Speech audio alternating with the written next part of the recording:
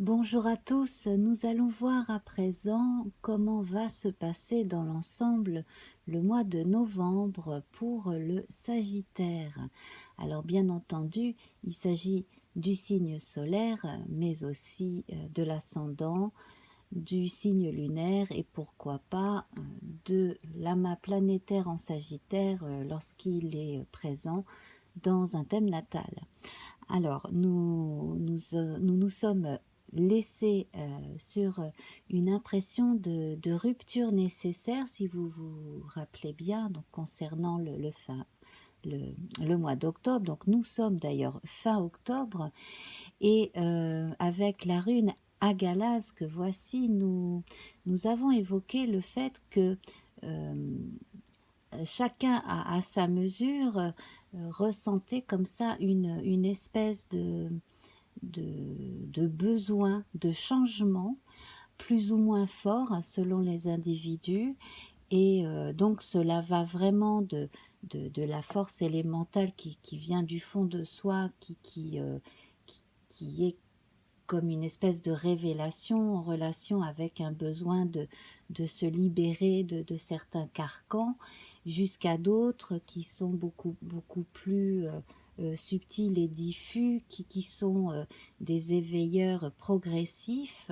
En tout cas, tout ça, cela participe de quelque chose qui vient du fond de soi, qui parle de, de, d'invention qui naît comme ça du fond de soi, de besoin de se libérer de certaines identifications parfois matérielles. Et bon, de toute manière, quelle que soit justement la mesure ressentie par chaque individu, on ne peut pas vivre exactement comme avant. On ne peut pas vivre son quotidien exactement de la même façon qu'on le vivait il y a quelques semaines, par exemple. Alors, euh, sur un plan très mystique, cela rejoint la couleur violette que nous avons tirée également. Donc le violet fait référence pour les plus mystiques hein, d'entre vous à cette recherche, cette quête intérieure, cette quête de la divinité, de la compréhension subtile de l'univers. Elle fait référence aussi à un profond altruisme. Hein, on a beaucoup de gens du style Mère Teresa, l'abbé Pierre, des gens comme ça qui sont là extrêmement présents pour les autres, qui sont en relation avec cette couleur. Bien entendu, on a dans les hiérarchies religieuses, comme dans la chrétienté par exemple, dans le catholicisme, hein, le violet est très présent. Et puis, bon, dans d'autres cultures, bah, par exemple, on a la représentation du chakra coronal, hein, le, le chakra qui correspond à la fontanelle, au haut de la tête, en connexion directe avec le monde du divin, qui est violet et violet jusqu'au blanc. Hein. C'est voilà, c'est très intense. Donc, donc voilà, donc chacun à son niveau en fait ressent ce besoin d'autre chose, ce besoin de sortir un peu de euh, certaines routines ou simplement de certaines identifications. Cela déborde beaucoup et, euh, et nous le voyons ici avec l'ermite. Alors l'ermite, je l'ai obtenu hein, en prenant les 13 cartes du jeu précédent, en relevant leur nombre. J'ai fait ma réduction théosophique habituelle, je suis arrivée au chiffre 9 et donc nous évoquons pardon, la nécessité d'un bilan, voilà, de faire vraiment la part des choses, de bénir son passé globalement, de garder en soi ce qui est bon, de conserver aussi en soi ce côté bouillonnant et chaotique pour s'en servir à bon escient plus tard, mais de surtout là se revêtir de, de calme et de cette notion où on est prêt maintenant à utiliser avec intelligence tout, tout ce que l'on ressent et toutes ces impulsions, voilà, de façon à ne pas en faire quelque chose de chaotique, mais d'utiliser cette révolution intérieure pour, pour avancer, donc pour soi, et comme vous êtes un signe expansif, pour les autres et pour le monde. Voilà, donc cela va des gestes quotidiens aux révolutions intérieures et aux révélations surtout qui font que l'on apporte quelque chose de neuf. Et c'est pour ça aussi que la notion d'invention est présente ici. Voilà. Donc, avec tout cela, nous allons à présent tirer retourner nos 13 cartes en passant de 5 en 5. Et puis, donc, bon, juste avant quand même, je vais tirer une nouvelle couleur pour voir comment novembre va être teinté.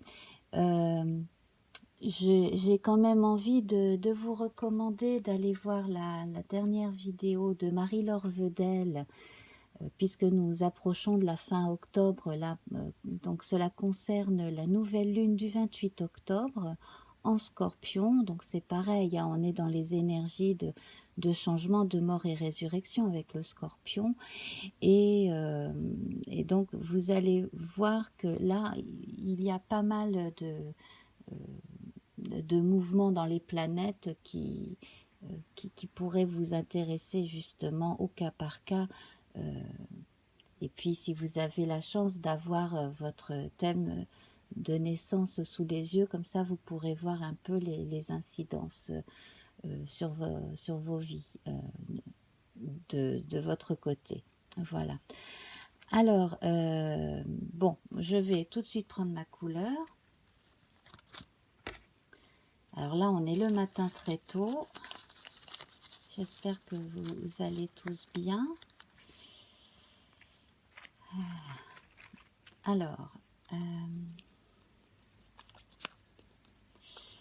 eh bien, c'est pas fait exprès, mais ce n'est pas un hasard. J'évoquais le blanc hein, qui est l'émanation suprême du violet au niveau du chakra coronal. Voilà, eh bien écoutez, on est dans la suite logique. Donc là, on atteint les sommets, oui, on peut le dire.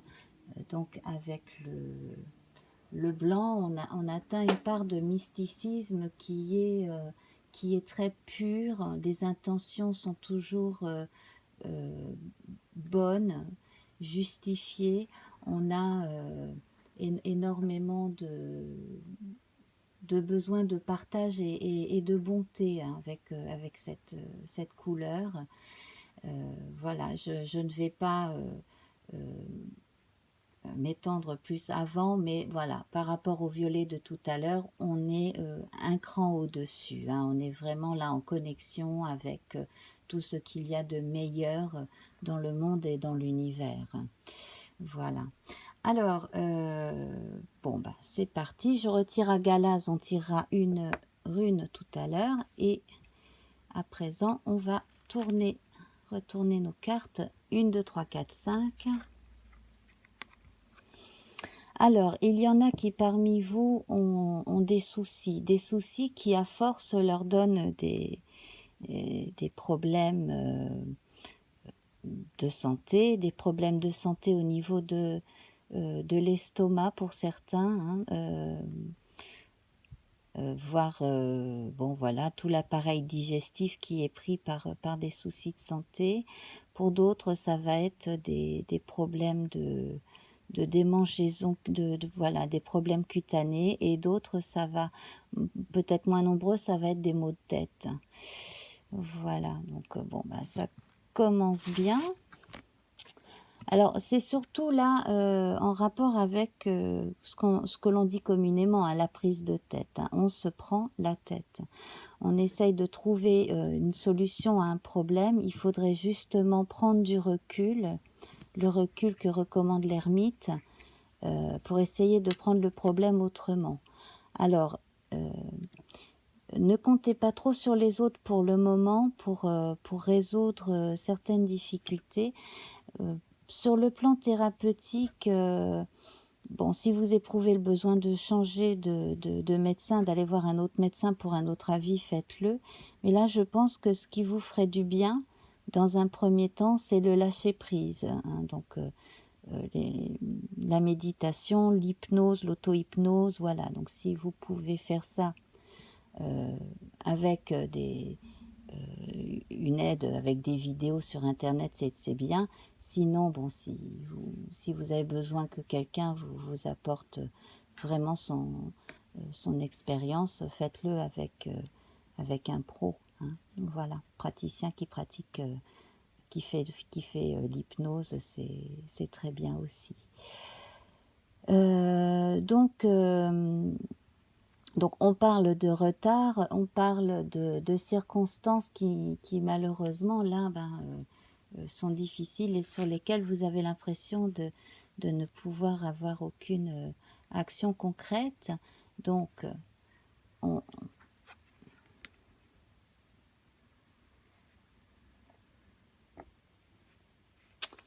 1, 2, 3, 4, 5. Alors, il y a cette notion de cap à passer, de prise de tête et puis de besoin de changer, hein, de changer de quotidien, de changer de vie. Donc là, chez certains, il est vécu de façon très conflictuelle à l'intérieur et pourquoi pas aussi avec, dans la communication avec autrui. Bon, là... de toute façon, comme on parlait de débordement, il faut que ça cesse. Donc maintenant que vous êtes au courant de ça, que ça fait partie de l'ordre naturel des choses pour vous en ce moment, si vous êtes dans un état d'esprit assez à fleur de peau et très nerveux, là, vous avez la solution en vous, vous avez toutes les capacités et l'intelligence et la portée naturelle vers les autres nécessaires pour changer cela, hein. Si vous prenez ça comme une fatalité, vous allez droit dans le mur. Bon, la seule chose qui est fatale, c'est la mort. C'est la mort physique, c'est... Voilà. Bon. Donc, dites-vous bien que tant que vous êtes en vie, rien n'est immuable, hein. Donc, vous pouvez toujours vous débrouiller quoi qu'il arrive. Voilà, bon, sur un plan plus événementiel et plus personnel, là, dans certaines familles, on va avoir un décès de façon imminente. Ça, de toute façon, c'est un décès qui a été retardé par la médecine. Mais là, il vaut mieux laisser la personne partir de l'autre côté que de la laisser souffrir ou végéter d'une autre, hein. Voilà. 1, 2, 3, 4, 5. Alors ici, on a des énergies toutes masculines, donc cela concerne aussi bien les hommes que les femmes. Donc là, on est du côté yang, décisionnaire, actif, combatif dans certains cas. On a confirmation là d'une découverte médicale que j'ai pressentie dans un précédent tirage, où là justement on va aider certaines personnes qui ont des pathologies récurrentes, cycliques, à être soulagées un peu mieux. Donc c'est plutôt une bonne nouvelle. On va pouvoir aussi expliquer certains symptômes par de nouvelles découvertes aussi. Là, ça devrait être révélé assez rapidement. Et oui, ben, le Sagittaire, il concerne, c'est une planète expansive, hein, donc forcément, là, on a beaucoup d'informations qui vont concerner un peu tout le monde. Alors ici, si vous éprouvez une grosse fatigue à force d'aller à droite et à gauche, à force d'avoir trop d'interlocuteurs, peut-être au travail, etc., n'hésitez pas à prendre des moments de tranquillité pour vous, hein, faire des pauses. C'est très important parce que là, sur le plan nerveux, ça devrait vous faire du bien. Voilà. À certains, changer de literie s'il le faut. Donc là, on a une notion de mort et de résurrection, hein, qui confirme, hein, ce que j'ai vu là. Donc c'est vraiment en vous que les choses se passent. Privilégiez les rencontres avec les gens que vous aimez, avec qui vous êtes à l'aise, hein. Là, ce mois de novembre, il faut vraiment privilégier la convivialité et les rythmes aussi en relation avec le jour et la nuit. Essayez de voir un peu de soleil tous les jours et puis essayez de dormir la nuit, de préférence. Voilà, donc on voit, hein, sur le plan de la santé, on voit se reconstruire le corps progressivement, hein, le fait de récupérer, d'être moins nerveux. Si vous faites des choses basiques, très simples, déjà, cela devrait rentrer dans l'ordre. De toute façon, vous avez besoin d'être en accord avec vous-même, et donc cela passe par le corps, hein, par l'esprit, l'âme et le corps.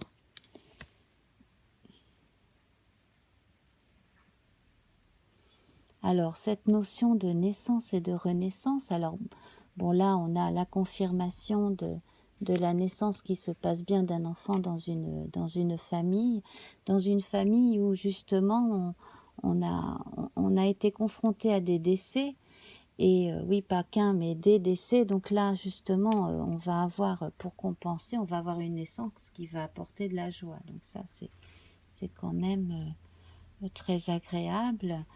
Et cela confirme, hein, que rien n'est immuable et qu'il faut bien qu'il y ait des changements, qu'on ne peut pas toujours vivre entravé. Parce que c'est cette impression que j'ai là, en tout cas pour certains d'entre vous, c'est d'avoir toujours eu l'impression d'être entravé là ces dernières semaines. Alors, on va terminer avec ces trois-là.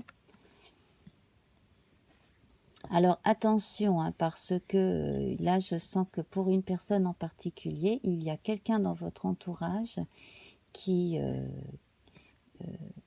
qui, qui, qui vous dit des mensonges, des saloperies, qui essaye de vous déstabiliser et, qui essaye de vous manipuler. Donc là, c'est très mauvais. Vous-même, hein, ne mettez pas votre agressivité au service du bazar et de la destruction. Gardez votre force agressive, intérieure, martienne et martiale pour faire quelque chose de plus sain et de plus, voilà, de plus agréable. Alors ici, il est question de mariage, il est question d'association qui se passe bien. Alors un mariage a été repoussé, il aura lieu. En dehors de cela, donc pour ce qui est de la sphère socio-professionnelle, je vois des contrats se faire. Clients, fournisseurs, etc. Aussi peut-être deux petites entreprises qui vont travailler plus étroitement ensemble. Et puis sinon, bon ben, des embauches, pareil là, pour quelqu'un qui a eu du mal à trouver un travail, en procédant autrement et en allant plus vers les autres et en faisant travailler son réseau, et bien on arrive à trouver un contrat qui nous convient mieux. Voilà, hein. Faites travailler vos réseaux, vous êtes quand même un signe qui parle d'expansion de communication, hein. Donc allez-y vraiment là à fond. Et puis tout ce qui touche à l'art, au beau, à l'esthétique aussi, là, est grandement facilité, hein. Tout ce qui... La gastronomie aussi, hein. Donc dans tous ces métiers-là, vous devriez pouvoir trouver chaussures à votre pied, hein. Alors, voilà. Donc on termine sur la carte de l'entreprise. Donc comme disait une personne que je connaissais dans le temps, eh bien il n'y a plus qu'à, voilà, il n'y a plus qu'à, il n'y a plus qu'à y aller, il n'y a plus qu'à s'y mettre, il n'y a plus qu'à pratiquer la pensée positive aussi. En tout cas là sur le plan social, socio-professionnel, aussi si vous êtes dans le bénévolat, dans la communication, là les choses vont bouger. Hmm. Il y a aussi là il y a dans l'air de nouveaux changements socio-économiques qui devraient favoriser aussi certaines promotions, notamment pour des gens qui n'ont pas été promus depuis longtemps, qui n'ont pas vu évoluer leur poste depuis longtemps. Des gens qui commençaient aussi à trouver le temps long à force de faire toujours la même chose. Hein. Voilà. Donc, si vous vous renseignez bien et puis si vous communiquez avec un maximum de gens, vous allez vraiment trouver une meilleure situation, quelque chose qui va beaucoup mieux vous correspondre et vous convenir. Voilà. Donc, eh bien écoutez, on va passer à présent à une nouvelle rune. On va voir après les forces chaotiques de rupture et les besoins de changement. On va voir ce qu'on nous dit. Alors, cette rune est à l'endroit. Alors, je me rappelle plus de son nom, donc je vais vous dire ça tout de suite. Il s'agit donc de la rune de la contrainte qui s'appelle Know These. Alors, c'est N-A-U-T-H-I-Z. Et je vais vous lire un passage de ce qu'en a écrit Ralph Bloom aux éditions Robert Laffont dans les années 80-90. Alors, l'enseignement de Know These porte sur la nécessité de prendre son parti de contraintes rigoureuses. Les aspects positifs de cette rune représentent les limitations dont nous sommes nous-mêmes la cause. Les aspects négatifs entraînent des restrictions provenant de notre entourage. Dans l'un et l'autre cas, la gestion de ces contraintes n'est pas facile. Cette rune a pour mission d'identifier notre ombre, notre côté sombre ou réprimer les parties de nous-mêmes qui produisent des faiblesses que nous projetons sur notre prochain. Ne faites pas de ce monde une affaire personnelle. Agissez en étant conscient que cette ombre, elle est là, hein, en vous. Examinez ce qui donc attire l'infortune comme un aimant dans votre vie. Et lorsque vous pourrez considérer Know These avec un sourire, vous reconnaîtrez dans les malheurs, les obstacles et les entraves de votre vie, vos maîtres, vos guides et vos alliés. Bon, je vais en rester là parce que comme d'habitude, hein, il y a toujours un texte à rallonge. Je vous embrasse, je vous souhaite donc un voyage dans vos profondeurs très enrichissant et donc à très bientôt. Au revoir.